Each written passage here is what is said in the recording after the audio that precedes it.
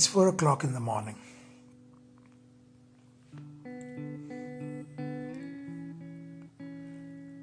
A million thoughts go through my head and so many memories of 8 years that have gone.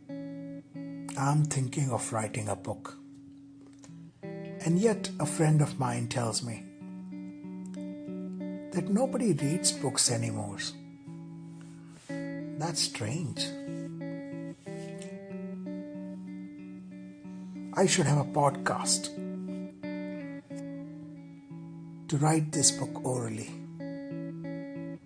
It's 4 o'clock in the morning.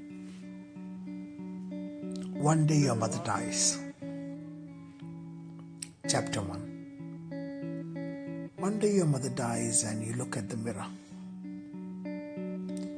You're living in Brooklyn, in Wellington, and the mist is setting down. And it's been 6 months since your mom died, and you've been thinking lots of thoughts. Your girlfriend is gone to Australia, and an ex-girlfriend appears from nowhere 20 years later. No, it's not a sad story. And it's not because I guess mothers die. It's more like, I don't even know if you believe in the supernatural or the occult or superstition, depending on what you call it. You're happy that your girlfriend has gone to Australia to find a new life. And you look in the mirror and you think, here I am. The most important person in my life is dead. You do not feel sorry for yourself. Oh, no. That's not done. But you feel, what now?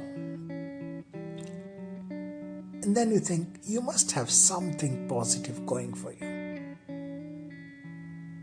There must be one thing about you. There must be one thing about your life that is unique to your life, which could be positive. It's winter. Actually, you don't need to have a winter in Wellington. It's always winter. You either have the southerlies, which are very, very cold, because there is nothing between Island Bay and Antarctica, and the wind comes straight. And then you have the northerlies, which are very, very wild. And such is life.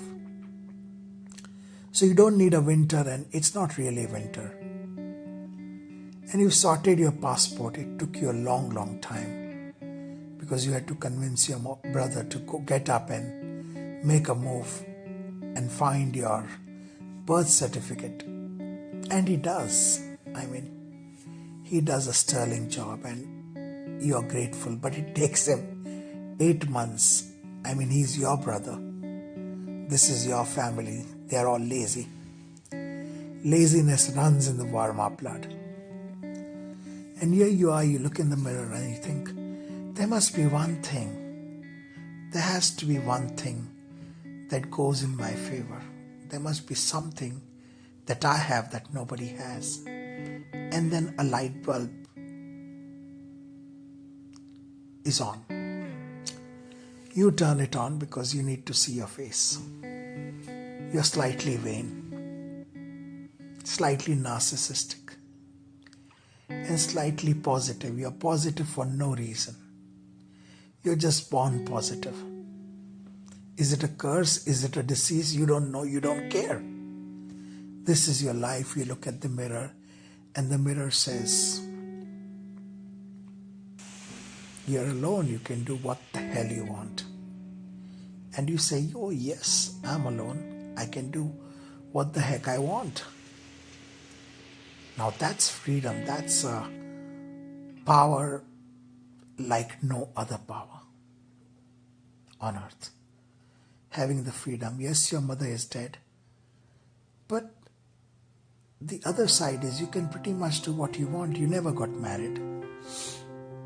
You had some of the best love stories. And you wrote poems and 100 books on them, but not yet. You haven't written a single book. This is Brooklyn 2011? Yes, 2011. So here you are, and the mirror says that you are alone. Hey, I can do what I want in my life. There's no one to tell me what to do. I can start walking to the bus stop thinking that I will go to Spain, but decide, screw that, I will go to Belgium. And you don't have a nagging girlfriend next to you telling you, no, this can't be done, that can't be done. Oh my God, don't do this.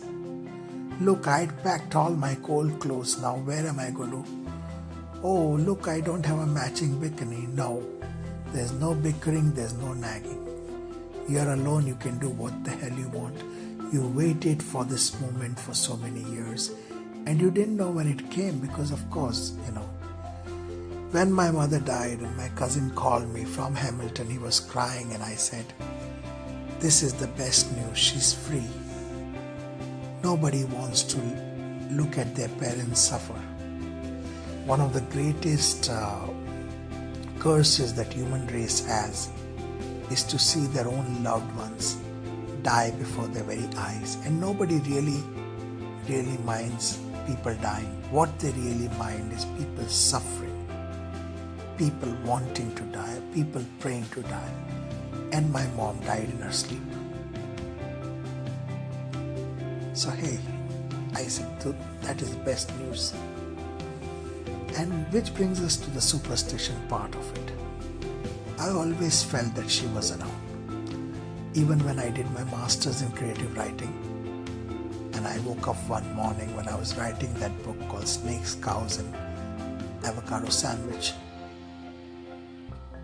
I saw her. She had hugged me and she was standing there near my open cupboards. One thing, be very careful of open cupboards.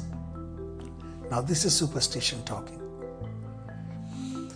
And what's more, when I woke up, I thought this could be a dream because I saw her. But hey, wait a minute. I could actually smell her on me. No child ever forgets what his mother smells like. So my mother is dead. I'm looking at the mirror. I'm sorry, let's skip to the fun part. And I look at the mirror and say, 30 countries? And the mirror asked me, 30 countries, can that be done? And I was thinking of passing through 30 countries on my first trip around the world. I've done around 5, so I've done 50 countries. Going through some countries more than once, so maybe I've crossed 300 borders in my life. So the mirror says, 30 countries, can that be done?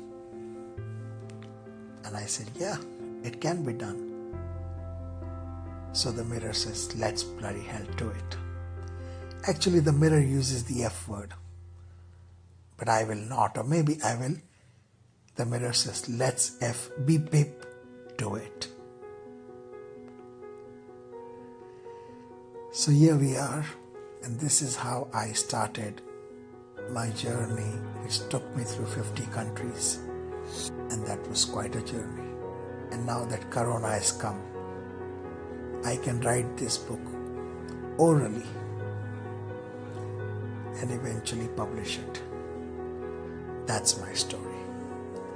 Thank you. Please subscribe. I intend to write one chapter every day, or rather speak one chapter every day, because Wellington is where it all started. Thank you for listening. Have a fantastic day. See you tomorrow.